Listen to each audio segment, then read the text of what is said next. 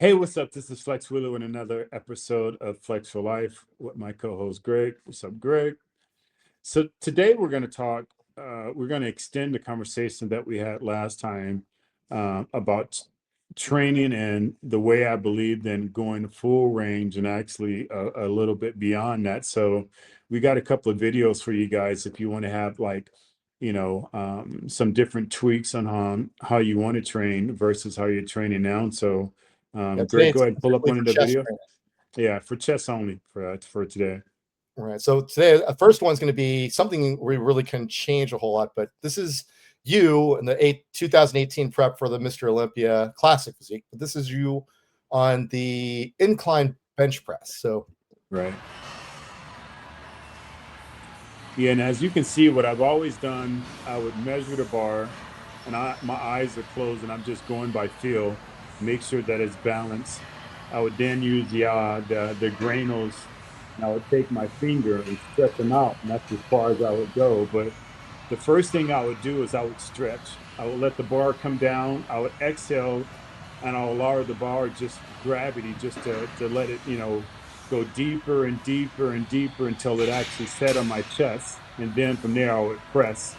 And I'm still going full range. I've always believed that if you want to create an upper chest, you have to bench this way. And I know I got a lot of slack for it, but there's millions of videos of old timers, Arnold and all those guys benching actually that way. And obviously Arnold and Franco had amazing upper pecs. But, Greg, in that analogy, I couldn't really explain it back then.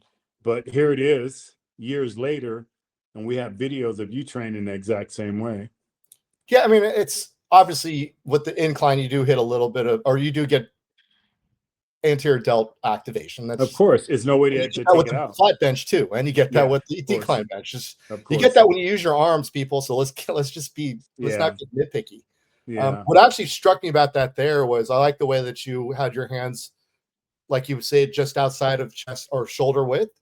So you're able to get even a deeper stretch. But the one limiting factor was the bar and your neck, right? You couldn't go any right, deeper than that. right. Now, I'm lucky in our gym, we actually have this piece of equipment. It's called a cambered bench press bar. Hmm. So you can get there another 2 to 3 inches worth of range of motion. Oh yeah, definitely, Unfortunately, definitely. I mean, even you said even at the Dragon's Lair, which is a bodybuilding gym, they Yeah, I'm surprised that Flex Lewis doesn't have one of these in his gym. yeah. He may. I don't train that way anymore, where I Ah, actually use bench, and so it might be there, and I just haven't seen it. But I know it's not at a lot of gyms. well, obviously, if you do want, I mean, if you do want to get a little bit deeper, and the we talked about the science of the eccentric side of the stretch and everything else, and at the very least, you're getting range of motion training. There is some research that is showing that it does help increase or stimulate even more growth. But one option for you, um, if the bar does, if you're not getting enough range of motion, or for some reason you don't like the bar, there is the option of dumbbells. Right, But even right. here, you can see again, eyes Yeah, closed. The dumbbells are hitting your shoulders. You really probably couldn't go any deeper than that. yeah. And you can see my elbows are all the way pinched back upward towards my traps, towards my ears, and I'm getting even more of a stretch because my elbows are actually going deeper than my hands. But again, Right. I'm limited from the dumbbells touching my shoulder. Now, listen, yeah, I've always trained that way, and I do have a degree of flexibility. So no, everybody might not be able to physically go as deep as I do, but maximize your stretching and go as deep as you can do, is what I'm getting at in these videos. And Greg, let's pull up a video where you're actually doing it, but what you actually did is you added a actual pad in front of the bench that actually allowed you to go deeper in Well, yeah, your let's actually show exercise. yours first to show me so this is we're almost 7 years apart on these two videos, but Flex is utilizing the hammer strength incline press. You can see a lot of hammer strength. We must love that a lot. But Yeah. same thing, he's getting that same range of motion. He's going about as deep as the machine will let him. But the Look at those problem, fibers, dog. yeah, Look at you that, were dude. how many That weeks is out was like, this? huh? How many weeks out was that? I think I was like about a month or so out. Um, Yeah, I was right around like 225, and you Fully know, hydrated. yeah, just I think in that whole process of having to go down to, I think it was 212 or whatever, and I just couldn't feel back up in time. So Wow.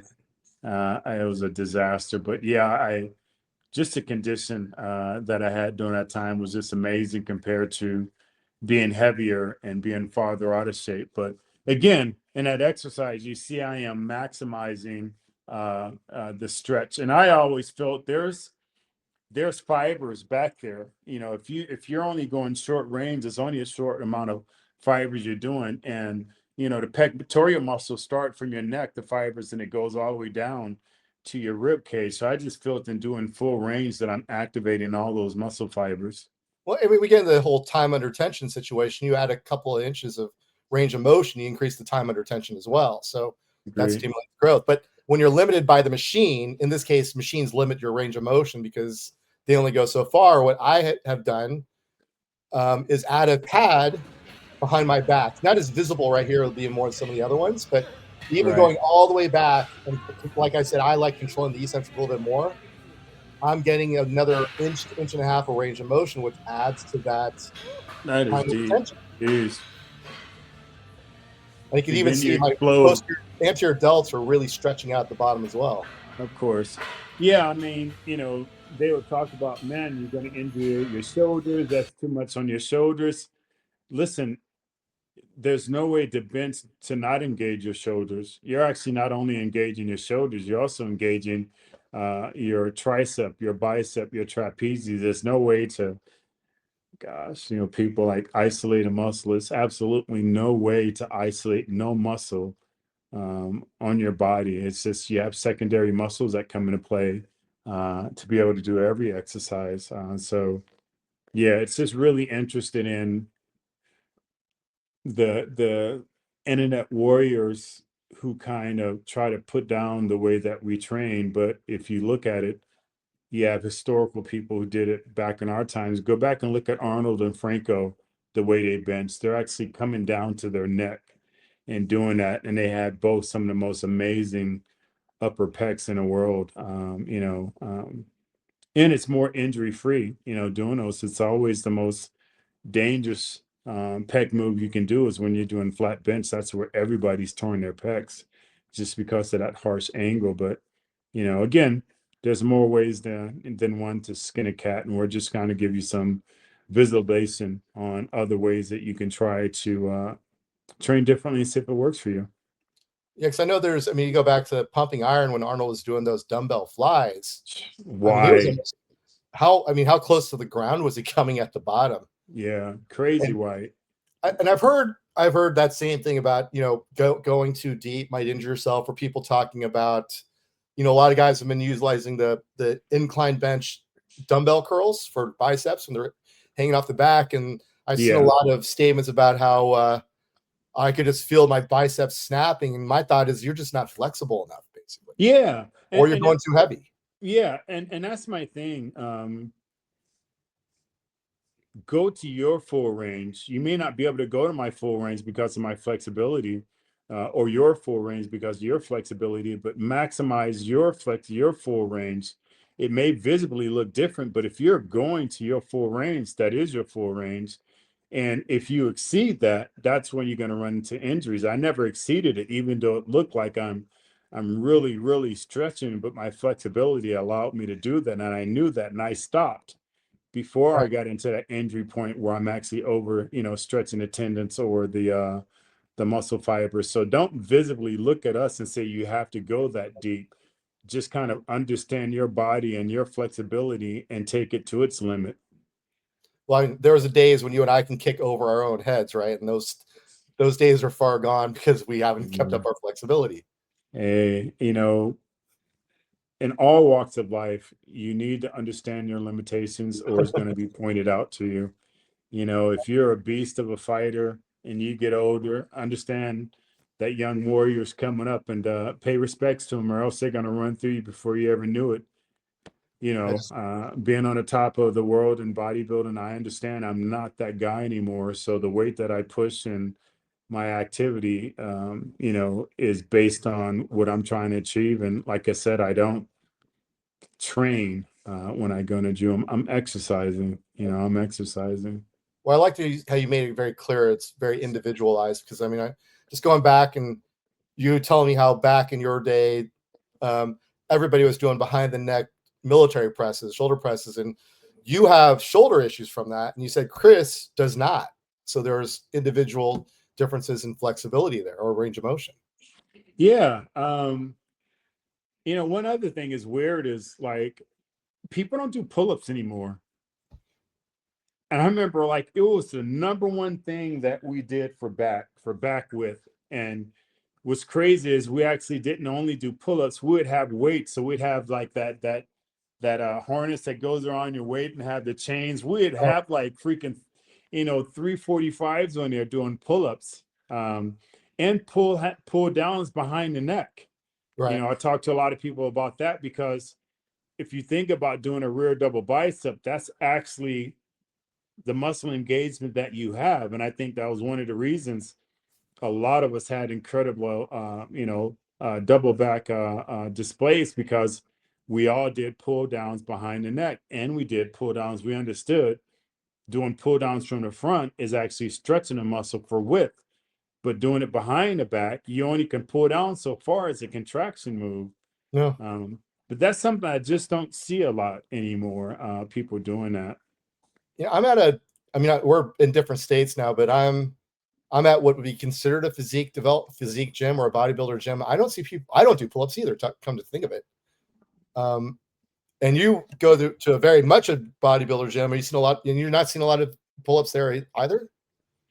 No, no, no. I just don't see it. But I see a lot of people, making a mistake of going so incredibly wide on a bar. Listen, if you don't have the clavicles that are that wide, you're going without, out of your range. And that's why, like in benching, I knew I didn't have wide clavicles, so it's no reason for me to be going out this wide because really it's only going to start to engage my shoulder and my bicep more. And I understood that. So you really got to understand like the fundamentals of your body and what your capabilities are and stay within those capabilities. And then you don't really run into injury. Obviously being an extreme athletes, we're pushing everything to its absolute maximum. So there is a high percentage of us hitting our failure rate and something failing. And I think everybody is torn some muscle fibers or something throughout their career. I remember for almost every show I got ready for, I would always tear muscle fiber attachments between my pec and my shoulders, and it would have slight blood in between it. And I would have to just nurse that and go into the show and just not do those exercises anymore. And Ouch. many a times I tore my hamstrings, which was crazy because it actually gave my hamstring more separation and more the more That I is not a tore tip them. for anybody to try. By the way, he's just giving you a story. 100%, 100%. Well, just getting back to the chest thing, I found it actually. I do have a video where you can actually clearly see more where I put the pad behind my back. Another hammer strength machine, this time at decline, but you can see the pad right behind my back there between my shoulders. Yeah, You get an extra 2 inches of range of motion. I'm barely tapping the guard in the back end. But again, in these situations, adding that extra inch or two of range of motion, especially at the lengthened portion of the movement, you got to be careful with the weights because that's where the injuries happen. yeah. And you Like I are a said, little bit deeper. yeah, like I said, just understanding your capabilities and not going without beyond those capabilities. I mean, how many videos have we seen of a person like doing leg press and they got tonnage of weight on there, they got their knees wrapped the hell and they unrack and they're barely just going like that and they consider that a set, Yeah. Well, one guy's created a whole industry off his Instagram doing that stuff. Yeah, God bless him. Yeah, I think God we all know bless what we're him. talking about. Yeah, yeah, definitely. Definitely. And again, back to the chesting, one other option for you to get a good full range of motion is the cables. So two different versions here. Flex will be first, Again, getting ready for the Olympia, doing a cable fly. Now, don't really pay Yeah, attention to his hands here. Pay attention to his actual upper arm and elbow. Look how far back right. his elbows are going. Yeah, and I'm doing more of a fly contraction version of it instead of a press. I think we have a video of you doing the same movement, but you're doing more of a press fly instead. Right, but at the same time, you can see. I mean, you'll be able to see. You talked about my elbows here, but Oh my yeah, elbows are thumbs going way and the back. grip. My goal here is to try to get those to my bicep, basically. Yeah, yeah, So and my it's not elbows your are way hands; back. it's actually your elbows going to its maximums. You can see how the tie-in to your chest and your shoulder comes into play, and that's actually a massive part of the pectoral muscles, the tie-in that we have between the shoulder and the pec. You know, and a lot of our poses, especially like the most muscular, backer in my days we called it upper hangers. You know, and you have like that part that just I never heard that before. yeah, yeah, upper Ah, nest, yeah, upper nest and lower nest. I remember CT talking about that. Yeah, man, dude got upper nests. It's just that upper part of the pec, but it'd always be that hanger that separated it that comes into play. And that's the attachment to the shoulder. well, I think for that for open now for classic, like for myself, we don't do the most muscular. We're not required to, but the quote unquote favorite classic pose where I do the more hand on hip biceps. Yeah, yeah, That shows their depth. That's almost basically a different version of the most muscular. yeah, yeah, definitely. And you guys relax pose from the side as you twist. That's Yeah. definitely a chest development, Oh the yeah, yeah, width yeah. and the thickness of it. So those movements will still come into play majorly Oh, for people in that please go. category. So factoring this in today's topic into the actual competition side for physique athletes, we all do the quarter turns in every division, right?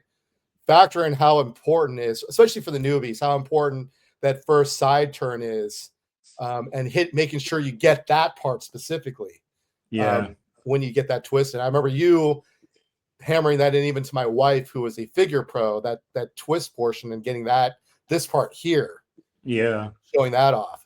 Yeah, it's an art, and again, I know, well, it's weird because in classic physique, it's all about their presentation. It's not really a lot of posing, it's presentation, where in bodybuilding is not an acquirement anymore.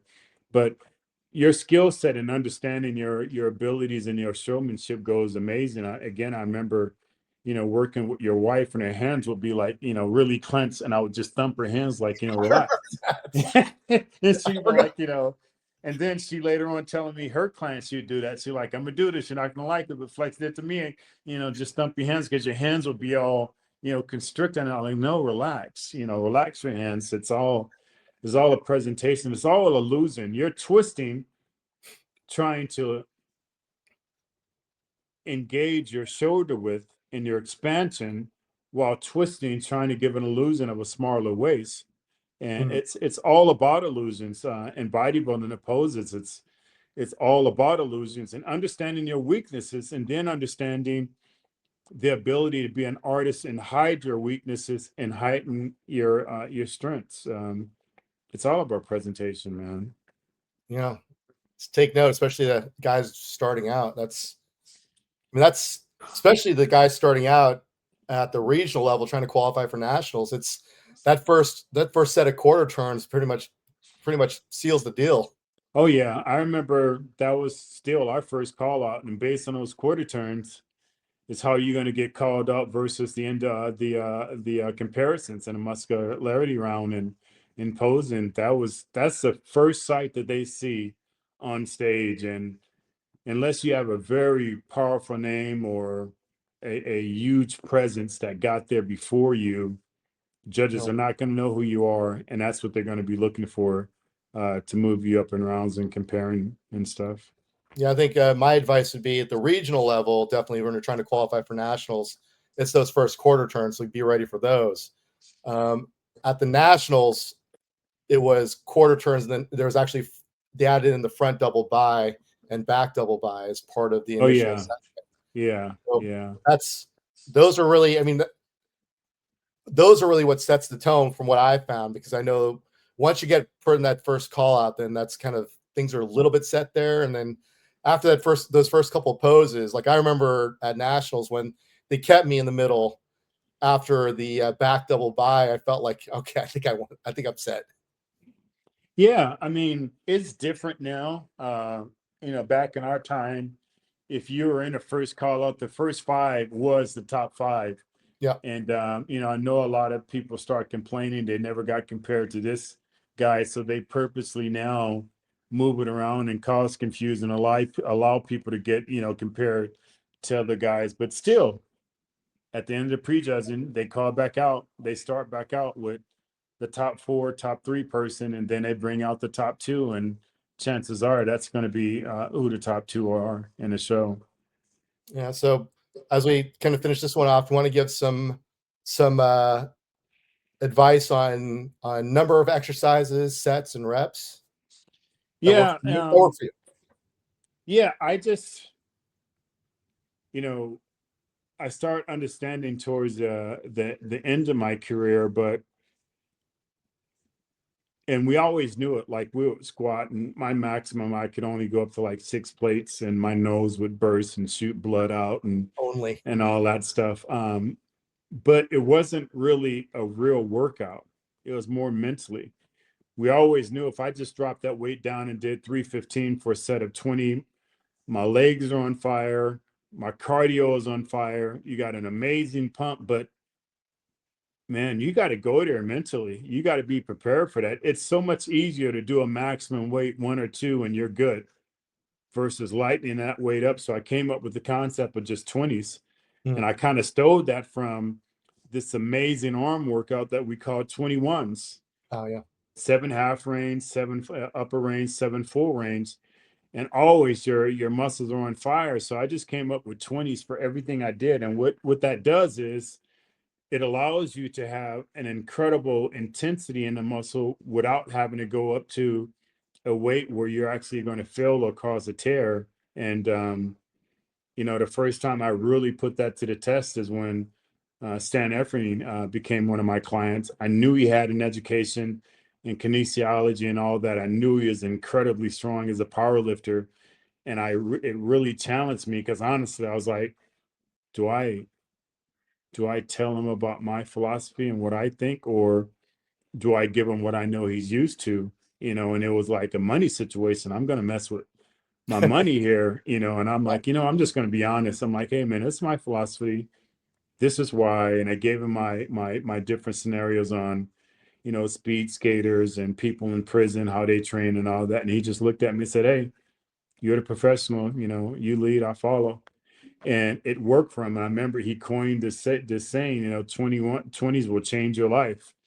And it truly does. So it allows you to get that incredible intensity what not having to push the weight. And if you look at the whole theory, time under pressure, that's a lot more time under pressure than it is of just doing 10. Yeah. And just to put this in perspective, what I'm looking up Stan's squat Oh, PR. oh my gosh, yeah. It's over 800 pounds. I know that. Yeah, Oh, so he's done a 905-pound raw squat. yeah. So what was he? What kind of weight were you having him do for 20s on squats? Do you remember? I don't think we went over 315. Okay. I don't think we went over But it still 315 changed. at all. I remember you telling me Yeah. stories about how he literally would sit down and pass out. Oh yeah. He would lay on the ground, just dry heaving and just like, I love this. And I like, what? He goes, oh, I love this. And I'm like, dude, what's wrong with you, man? He goes, I love it. I just love it. He just like, and we came up with that saying, you really have to just buy into the system. You have to just close out all your other beliefs and understand why you chose this person to train you or lead you. And you have to really buy into the system to see if it works or not. Mm-hmm. If you're doing a little bit of this and not telling him what else you're doing, you don't really work. What works. And man, he truly just bought into the system. And even the way we ate, I had him just like steak, steak, steak, steak. Yeah. I just believed in red meat, this red meat, red meat. And he's like, well, you want to look like a cow or you want to look like a chicken? And He's Well, I like, remember you guys literally pissing goes, off man, people at my, Costco because you bought it all up. yeah. And he'd literally be like, my teeth are so sore from just eating chicken. They're loose from eating steak all the time. But he truly just bought into the system, man. And yeah, it was amazing, especially his strength. And I think that's most difficult when people are extremely strong to buy into lightening up the weight because it's visual, it's a perception that they have. Yeah. It's people seeing them using a lighter weight, but absolutely everybody that I ever trained and they tried it, they looked at me like, and it'd be like 3 sets, and they're like, "Dude, I can't do no more." I'm like, "Isn't that crazy?" We're only in the three sets, or three exercises into the first set, and Yep. they'd be like, "Dude, my pump is crazy. I can't do anymore." I go, "Yeah, we will." Well, you even put that through another very famous influencer that we won't name her quite now because she's in some legal troubles. But I they said the same thing, right? Like I mean, they were very experienced lifters as well. And yeah, it's something new yeah. to them. But I mean, Stan, sticking with the topic, what was his chest workout day like back then? Was he were you having to go through that same extreme range of motion? And Yeah, if you did the bench press, what was the weight? yeah, he did maximum range of motion, but obviously he didn't have a lot of flexibility because there's years and years of explosive movements, but he Mm, did tax into his maximum and everything. And I think, he didn't really go over 4 or 5, okay. back then, even though he could obviously bench a lot more than that. But again, I've always told him, like, bring the weight down and increase the weights, the volume of blood you're going to get in there. And, he actually put it to the test and actually found out that it worked. But we'd actually finish off with things like, push-ups Mhm. and just do as many push-ups as you can. And we'd turn around and just lay on the ground, with our chests, our pec muscles just engorged with blood. And just like we'd laugh like years ago, we'd never train this way, and look how it works. And we're not putting ourselves in a danger of the range of the amount of weight that we moved back then. Well, I And think it's that's kind of go ahead. sorry. Well, I was going to say throwing in an exercise that kind of this, let's say something that I use that would be maybe a surprise to most people.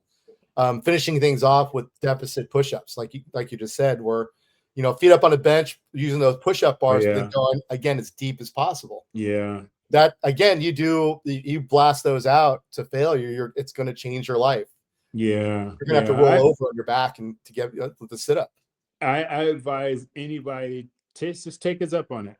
When you're doing your chest workout, go and just do the maximum amount of push-ups you can. Do 4 sets of that. Full It, range of it's motion. going, yeah, full range of motion. It's going to acquire you to go into a mental mind frame of knowing that it's going to hurt and it's going to burn. But you have to be aware that when you get to those levels where acid reflex is building up and it's starting to burn, that's actually now time to party. That's what all the other reps, that's what it's been like. It's like you driving or flying to a destination, and when you get to that destination you start to enjoy it. So that part when it starts burning and the muscle is on fire, that's where growth is happening. Mhm. All the other reps that you're doing and sets you're doing was to get you to there. So don't run from it, run to it, embrace that. And it takes you into a different mind frame to do that. So I advise, just try it, let us know comments of Right. what And you then as think. far as the non-physique competitors, just think about how you're going to look on the beach when you take that shirt off, or even ladies. I know I might be a little bit skewed in my taste in aesthetics, but in a bikini or even a sleeveless, strapless dress, that area being nice and sculpted is something that you're not going to. You might find a guy who would deny it, but you're not going to find a guy who doesn't like it unless they're gay. Yeah, look at you. Yeah, it's just that athletic build. You can just see it on a woman, and I think it's very impressive. You have women that acknowledge to it, either in a positive way by saying, "Wow, you look amazing," or "Oh, I used to look like that when I was younger," or "Wait till you have a couple of babies." Yeah, right. That's just a mental mind frame of failure, and jealousy. And you have guys the same way. They're like, "Man, you look great," or "Ah, I could look like that if I train." I'm like, there lies a problem. If you know. But no, it's something to be admired. And, like you said, now I think this generation of women are so aware of it. You have so many younger women and older women in the gym training, using, resistance weights, where before they're like, oh no, I don't want to do that. I want to get too muscly. Trust Muscly. me. Yeah, trust me. It's, Well, we it's the posted a same. video of a Indian lady who was, I believe, 70 at the time. Yeah. And she was deadlifting 70 kilos. That's 140 plus pounds. Yeah. Yeah. And Jeez, she I just, can't. I think in the back of her head, she's just giving it everybody else the middle finger and said, I'm going to do this. Yeah, I can't do that now. With my back conditions and everything. So yeah, it's that old saying: you use it, you don't use it, you lose it. Yep. Like we were extremely flexible before, but We lost it. stop stretching, stop doing that, stop kicking, and now, God, man, I don't even think I can get into a hurdle stance right now, man, to save my life. But that's it. There you have it. Another episode of Flex for Life. It's just giving you guys some different viewpoints that you can potentially try in your exercise. See if it works for you. I'm pretty sure it will if you apply it properly. And just again, understanding your limits and not going beyond your limits. Please like, share, subscribe, and comment. Click that notification bell. Share it with your other friends. Again, thank you to my co-host, Greg. There you go, with the wave. We Right. appreciate you. Until next time.